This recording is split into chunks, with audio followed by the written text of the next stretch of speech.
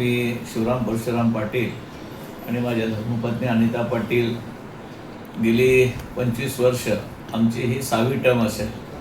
म्हणजे 25 वर्ष जनतेने आम्हाला सन्मानपूर्वक त्या ठिकाणी निवडून दिलेलं आणि त्या दृष्टीनं आम्ही आमच्या प्रभागामध्ये प्रभाग क्रमांक 39-40 ज्या ज्या काही नागरिकांना सुविधा हव्या होत्या त्या जवळपास पूर्ण करण्याचा आम्ही प्रयत्न केलेला आहे.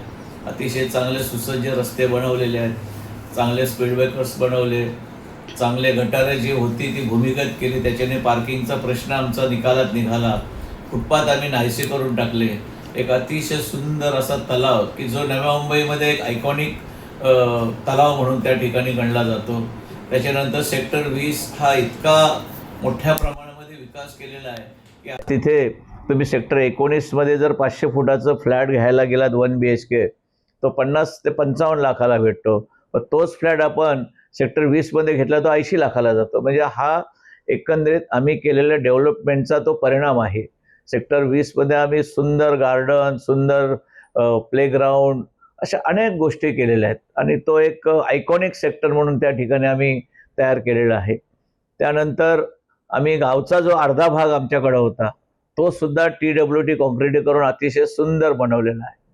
त्याच पद्धतीनं कोपरखेरणं मूळ गाव जो 41 प्रभाग होता तिथली अवस्था जर आपण पाहिलीत तर त्या ठिकाणी ना चालायला रस्ते राहिले, ना सिवरेज लाईन फसफसून वर येत आहेत.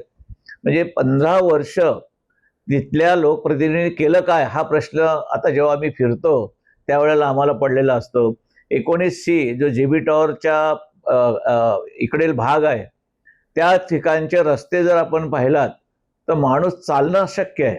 तिथे साई ओलिपे सारखी एक नामांकित शाळा आहे, तिथे जवळपास 3000 विद्यार्थी आहेत, पण तिथे चालायला धड रस्ता सुद्धा नाही अशी अवस्था त्या सेक्टरची आहे. म्हणजे एकंदरीत पाण्याचा प्रश्न तिथे अतिशय गंभीर झाला होता.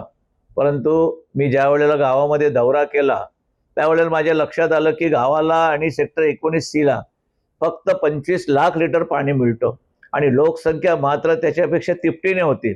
मग मी माननीय आयुक्तांना त्या ठिकाणी विनंती केली आणि त्यामुळे आयुक्तांनी मला एक 66 लाखाचे 2 75 HP पंप दिले आणि ते बसवल्यानंतर गावात आजच्या घडीला जो 2.5 MLD म्हणजे 25 लाख लिटर पाणी जायचं, आत्ता गावाला माझ्या 7.5 MLD म्हणजे 75 लाख लिटर पाणी आत्ता अवेलेबल आहे. संपतोय. मी जेव्हा त्याचे मीटर रिडिंग घेतले म्हणजे 50 लाख लिटर पाणी कमी पडत होतं. त्यामुळं आपण समजा माझ्या माय भगिनीची काय अवस्था असेल पाण्यामुळं.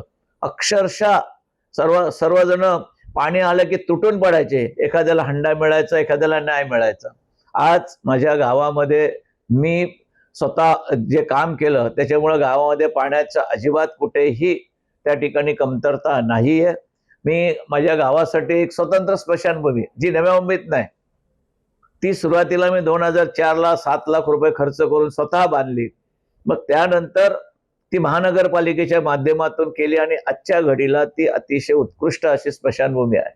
असं एकंदरीत माझं पुढचं उद्दिष्ट, जनतेने आम्हाला 6व्या टर्मला जर निवडून दिलं, पुढचं उद्दिष्ट एवढंच राहणार आहे की सेक्टर 20 सेक्टर 19चा जसा आम्ही अतिशय चांगल्या प्रकारे इन्फ्रास्ट्रक्चर दिलेलं आहे त्याच धर्तीवर समान मूळ गाव आणि सेक्टर 19चा विकास करण्याचं उद्दिष्ट आमच्या समोर आहे.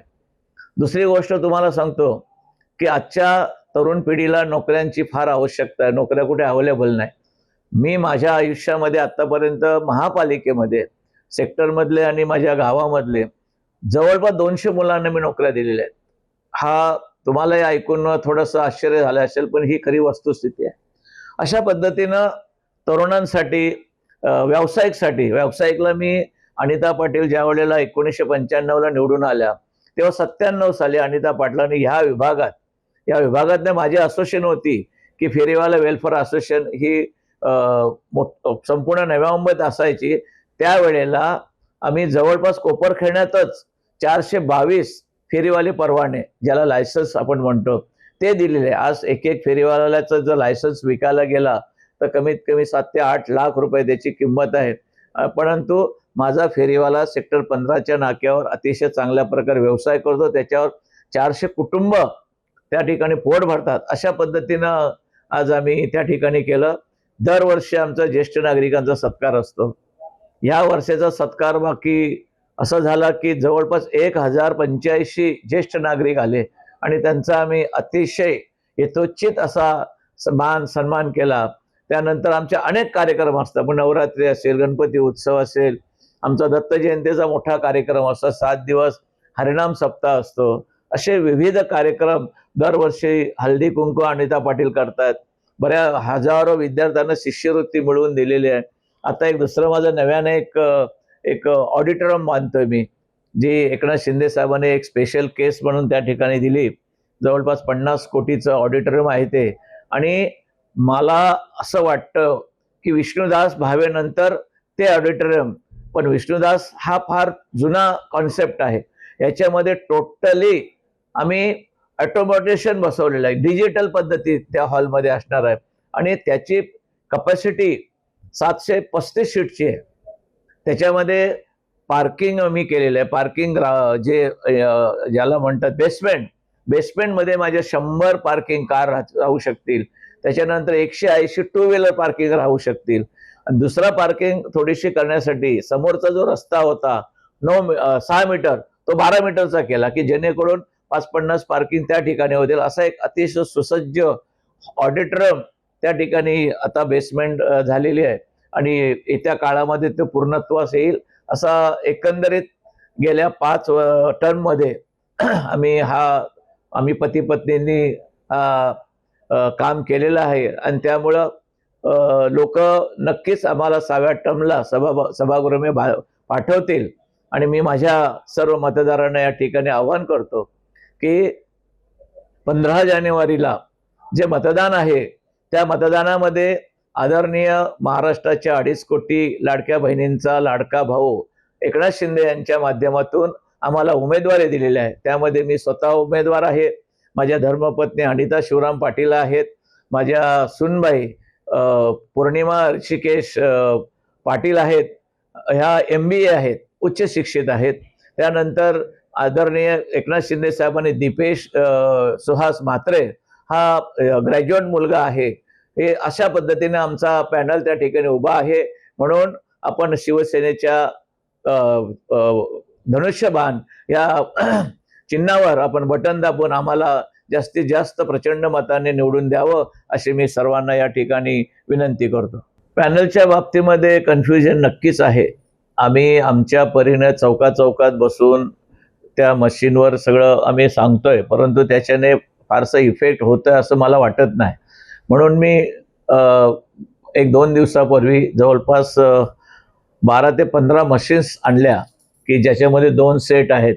आणि मी आत्ता माझ्या जवळपास 12 टीम्स पूर्ण वार्डामध्ये प्रभागामध्ये 12 टीम्स घरोघरी जाऊन ते समजावत आहेत.